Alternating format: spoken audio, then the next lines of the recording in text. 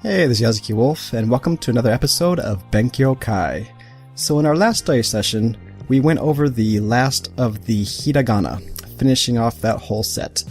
And as a quick review, Hiragana is, if you look here at the Wikipedia Japanese kana chart that I have here, Hiragana is all of these characters that are on the left side of the columns, right?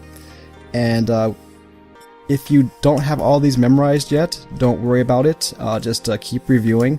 I was hoping at this point to have the game I was working on that teaches kana, particularly Hiragana at this point. I think I'll add Katakana too in the future. But I was hoping to have that ready to introduce to you here, but it's still, I had some hiccups with the programming. I had a friend who was programming it with me, and unfortunately, his priorities have changed, and he's no longer able to help me. So I'm going to have to kind of refactor everything and start over with a sort of script that I understand, because he's a much more advanced programmer than I am.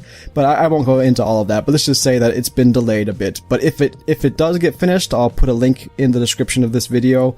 Otherwise, I'll announce when it's finished, probably by the end of this Katakana series. But or we'll see.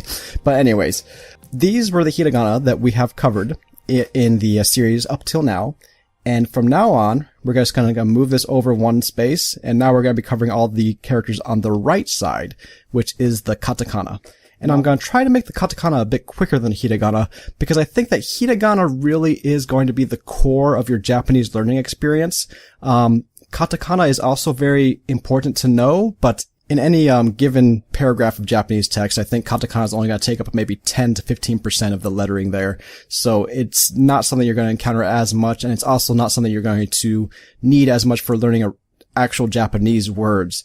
But it will come in handy for if you come to Japan and you want to order something in a restaurant and you look at a menu that has a lot of things that aren't Japanese food. Anything that's not originally Japanese food is going to be written in katakana. So like hot dogs, pancakes, hamburgers, pizza, pasta, all that stuff is, you're gonna need to know to read the katakana to be able to order those things. And also it's just good to know because there's a lot of words that you already know in English that will be pretty simple to translate into Japanese once you know the kind of Japanese equivalent pronunciation of the words.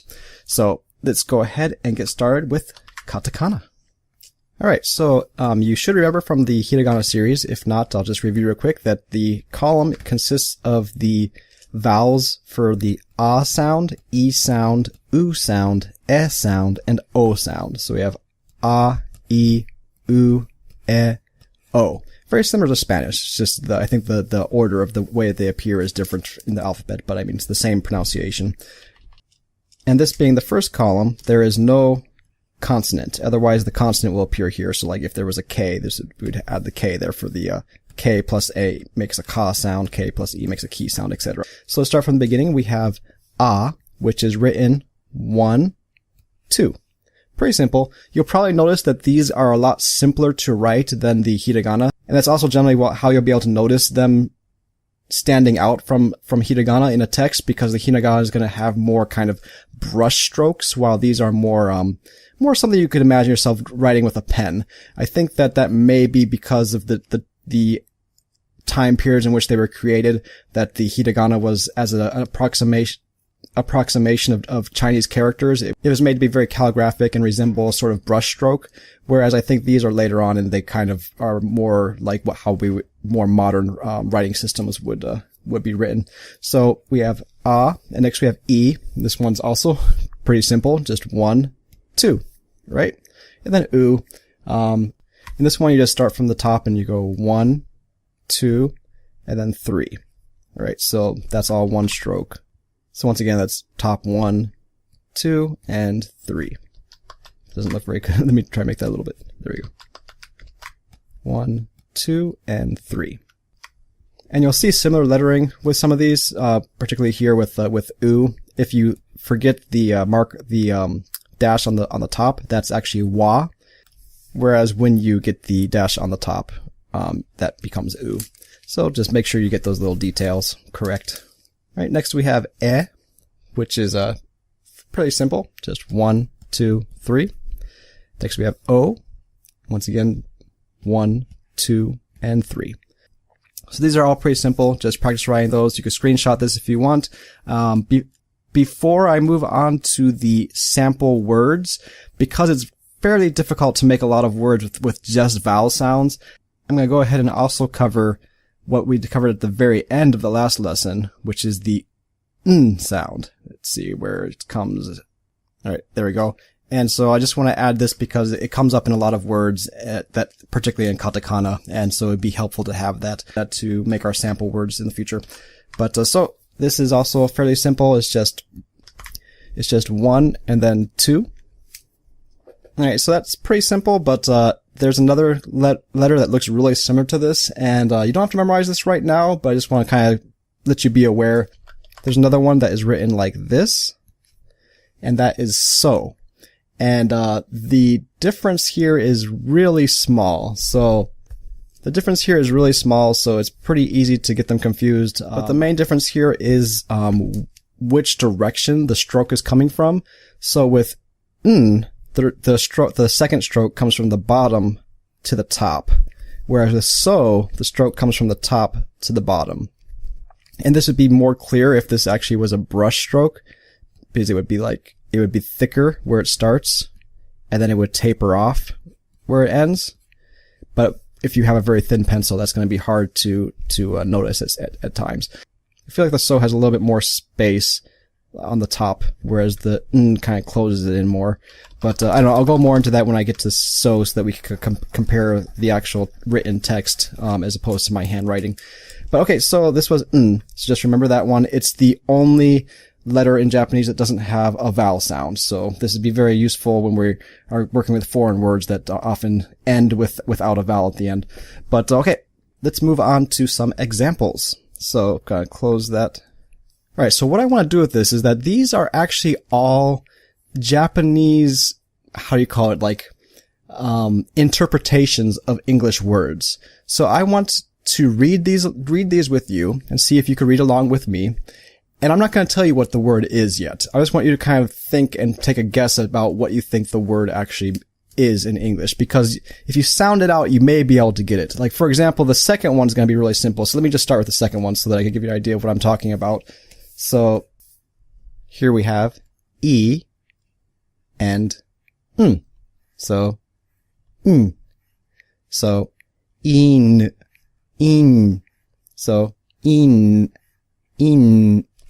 Alright, can you guess what that is? It is in. Yep, so in. And now this is also something you wouldn't hear too often in regular Japanese.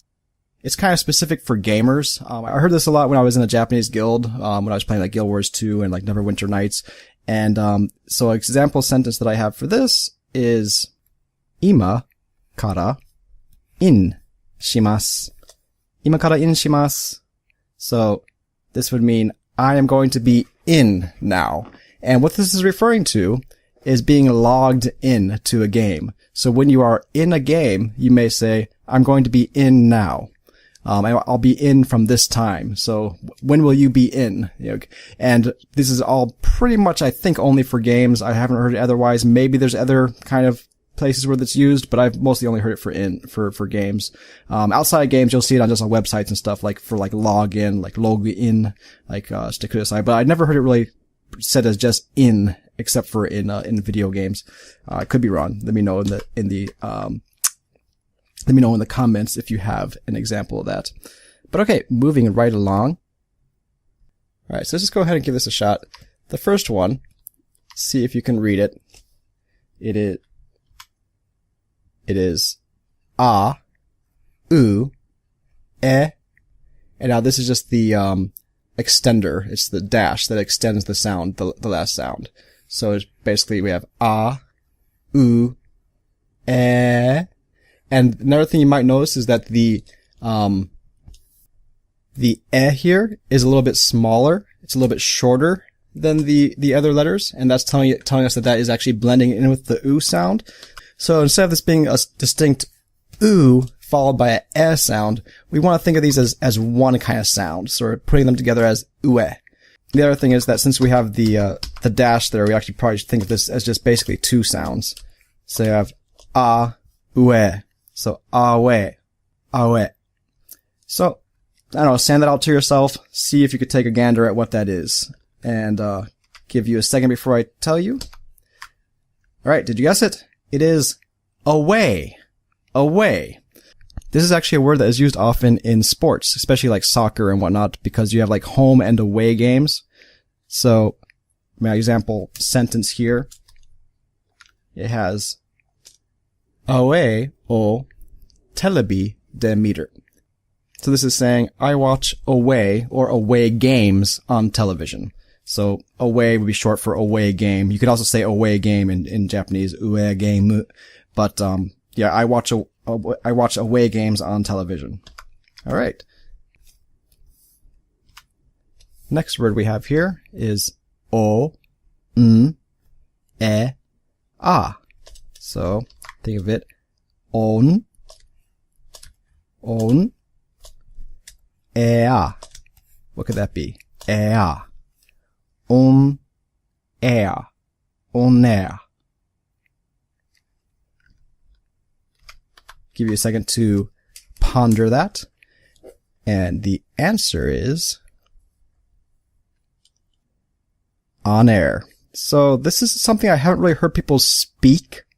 I mean, there may be cases where someone say this, like within a certain type of like workplace. But this is something that I encounter fairly often using YouTube and Google Hangouts, because whenever you go on Google Hangout and you start the live stream, you have a little katakana that will say on air or on air. And now I have to preface this by telling you guys I am notoriously bad at pronouncing these words. It's something that my wife has given me, has kind of jokingly teased me about, quite often, because I just, since I know what the word is supposed to be in English, it's really hard for me to not pronounce it the way that it's pronounced in English. So I actually pronounce my Japanese words much better than I pronounce these, because, with Japanese words, I only know that word as a Japanese word. But with words like away, like, I know that the katakana is aue, but it's really hard for me to not just say away. You know, like, it was just like yesterday, at work, this guy was saying like the product he's in is just like chaos, and he said it in the katakana as chaos, and I heard that, I was like, oh, chaos, and then I replied back, like I said, I wanted to say like, oh, why is it so chaotic, and I was replying, but instead of saying chaos, I said chaos, and he was like, what, and I was like, oh yeah, sorry, chaos, I was like, oh yeah, and then he went on to explain what was going on, but it was like, it's just those really small intricacies where like, I just can't help but throw in the English pronunciation when I'm pronouncing words like that. So I just let you know that so that you can follow what I'm teaching you, but don't put too much stock in the way I pronounce these words. Pronounce it as you can read it. So, right. So I think that pretty much covers all of the first line of katakana. Let's see. We have our a, i, u, e. Oh, yep, it's all there. So I'm going to cut the episode here. And next week, we're going to start with the K sounds, ka, ki, ku, ke, ko. So, till next time, keep studying, live boldly, and be creative. Yoroshiku!